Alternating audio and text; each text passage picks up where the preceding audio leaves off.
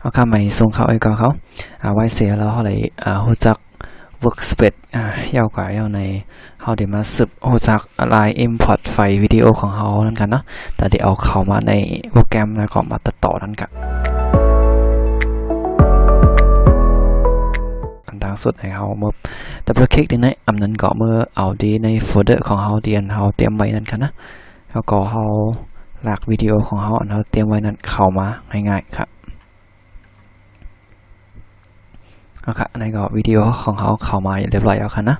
อันนี้มาตัวตั้งแต่ไหนครับอันนี้เป็นlist view อันนี้เป็น icon view list view ที่หันตัวลิกมันกันนะว่าเป็น icon view ที่หันปลาห่างมันกันนะเขาเฮ็ด icon view ไว้ครับแล้วก็กำในเขาเฮ็ดเป็นโฟลเดอร์ไว้ค่ะนะนั่นคือพอมีวิดีโอมีความมีเก็บหางซะเนี่ยพอมีนำในโปรเจกต์ของเขามีนำไว้ในเขาดีสุนทานกันนะเขาขึ้นเฮ็ดเป็นโฟลเดอร์ไว้ว่าเป็นวิดีโอเนี่ยก็เก็บไว้ที่ในโฟลเดอร์วิดีโอเนี่ยครับนี่เป็นโฟลเดอร์ของวิดีโอครับเนาะแล้วก็โอเคแล้วก็เต็กแทงโฟลเดอร์ตาไว้เสียงความแล้วก็แทงโฟลเดอร์ตาไว้แคบห่าง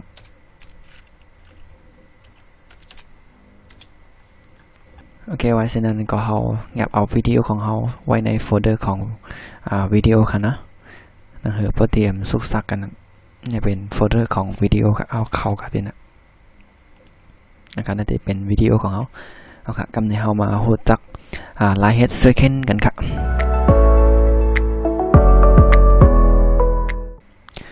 ไลท์เฮดเซอร์เคิลค่ะเข้ามาดิตัวไหนค่ะ new item ตัวไหนค่ะ text แล้วก็มาดิเซอร์เคิลแล้วก็ตั้งชื่อเป็นซีเควนซ์ของเขาค่ะนะแล้วก็ติ๊กโอเคค่ะไม่ต้องสนใจดังนะครับอันนี้ที่ออกมาพอให้ซีเควนซ์ยาวในที่ออกไทม์ไลน์มาในห้องในค่ะนะนี่เป็นไทม์ไลน์ตัดต่อค่ะก็เนี่ยเขามาจำโดยเอาวิดีโอของเขานั้นเข้าก่อนในไทม์ไลน์ค่ะแล้วก็ติ๊กที่ change sequence settings ในค่ะนะ